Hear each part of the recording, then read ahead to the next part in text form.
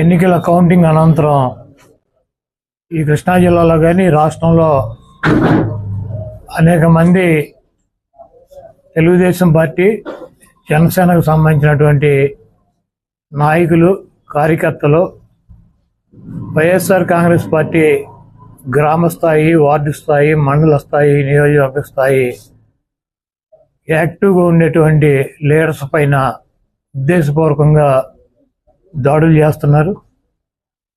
అదేవిధంగా వాళ్ళ ఇళ్ళకెళ్ళి ఇళ్ళు పగలు కొడతాం, కార్లు పగలు కొడతాం, అర్ధరాత్రులు వెళ్ళి వైఎస్ఆర్ కాంగ్రెస్ పార్టీ శ్రేణుల్ని భయపెట్టాలి, ఈ వైఎస్ఆర్ కాంగ్రెస్ పార్టీని డిస్టేజింగ్ చేయాలని చెప్పి పెద్ద ఎత్తున ప్రయత్నాలు చేస్తున్నారు. వాటిల్లో కొన్ని చోట్లయితే ఫిజికల్గా వ్యక్తుల మీద దాడులు చేయటం, కాళ్ళు ఇరక్కొడతాం, చేతులు ఇరక్కొడతాం, తల్ల పగలు కొడతాం. అదేవిధంగా ఈ గ్రామాల్లో కానీ ఇక్కడ కానీ మీరు ఉండకూడదని చెప్పి వార్నింగ్లు ఇవ్వటం అనేక రకాలుగా చేస్తున్నారు. వీటికి ప్రత్యక్ష సాక్షులు పోలీసులు దగ్గర ఉండి వాళ్ళు కొడతాంటే వీళ్ళు చూస్తూ నిలబడి ఎంజాయ్ చేస్తున్నారు. ఈరోజు మా దగ్గర పోలీసులు ప్రేక్షక పాత్ర వహించేటువంటి సన్నివేశాలు, తెలుగుదేశం పార్టీ అల్లరిమోకల్లో మా వాళ్ళ మీద దాడి చేస్తున్నటువంటి సన్నివేశాలు సీసీ ఫుటేజీలతో సహా, ఫోటోలతో సహా మా దగ్గర ఉన్నాయి.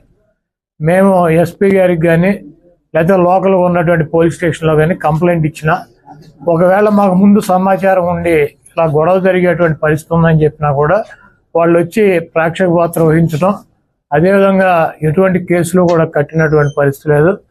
కాబట్టి మేము జిల్లా పార్టీ తరఫున మా దగ్గర ఉన్నటువంటి వీడియోగ్రాఫులతో, ఫోటోగ్రాఫులతో హైకోర్టుకు వెళ్ళి ప్రైవేట్ కేసులు వేయాలని చెప్పి నిర్ణయించుకున్నాం. తప్పకుండా దాడులు చేసినటువంటి వాళ్ళే కాదు, దాడులు చేస్తుంటే చూస్తున్నటువంటి పోలీసు వ్యవస్థ మీద కూడా కేసులు వేయటానికి సిద్ధంగా ఉన్నాం. అదేవిధంగా వైఎస్ఆర్ కాంగ్రెస్ పార్టీ నాయకులకు కానీ, అదేవిధంగా కార్యకర్తలకు కానీ ఎటువంటి భయం, ఆందోళన చెందాల్సినటువంటి అవసరం లేదు.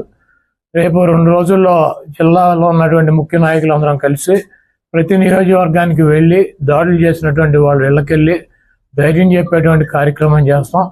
దీనికి జగన్మోహన్ రెడ్డి గారు కూడా మీరు ఎట్టి పరిస్థితుల్లోనూ కార్యకర్తలు కానీ, నాయకులను కానీ జరుగుతున్నటువంటి దాడుల్ని మీరు చూస్తూ ఊరుకోవద్దు, పార్టీ అంతా యాక్టివ్గా ఉండి అందరూ ఒక వేదిక మీదకి వచ్చి వాటిని తిప్పి కొట్టాల్సిన అవసరం మన మీద ఉందని చెప్పి ఆయన కూడా చెప్పారు. కాబట్టి పోలీసు వ్యవస్థ ఒక అసమర్థమైనటువంటి వ్యవస్థగా ప్రేక్షక పాత్ర వహిస్తున్నటువంటి ఈ పోలీసు వ్యవస్థకి మరి మా నుంచి ఈ తెలుగుదేశం పార్టీ గోండాల నుంచి మా పార్టీ నాయకుల్ని, కార్యకర్తల్ని కాపాడుకోవటానికి మేము కూడా 2 రోజుల్లో రోడ్డు మీదకి వచ్చి ఎక్కడైతే మా వాళ్ళ మీద దాడులు జరిగినాయి, ఎక్కడైతే మా వాళ్ళని ఇబ్బంది పెడుతున్నారో ఆ ప్రాంతానికి వెళ్తాం.